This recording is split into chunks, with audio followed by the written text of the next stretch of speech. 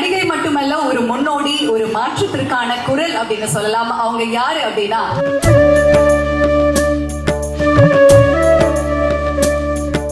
கூட்டு குடும்பத்துல பிறந்தவங்க நினைக்கிறேன். கூட்டு குடும்பத்துல பிறக்கும் போது நமக்குன்னு உரிமைகள் ஒன்றும் பெருசா இருக்காது. மம்மி டாடி அப்படிலாம் கூப்பிட மாட்டோம். எங்க சித்தப்பா வந்து எங்க அம்மாவை எப்படி கூப்பிடுவாரு, அப்பாவை அண்ணான்னு கூப்பிடுவாரு.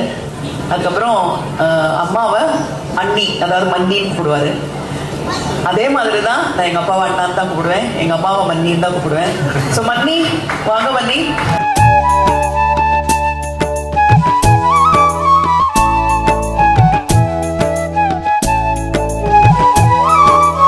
கட்டி தங்கம், இந்த தங்கம் ஒரு அழகான மணியை கோத்துருக்கு.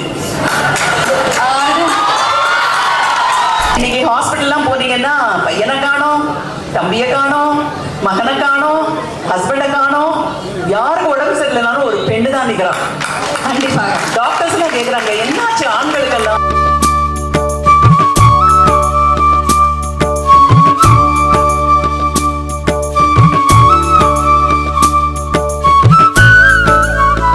எனக்கு வந்து ஹாசினி அவங்க அம்மாவை பார்க்கும்போது அவங்க தான் எனக்கு இன்னொரு அம்மா இப்போ.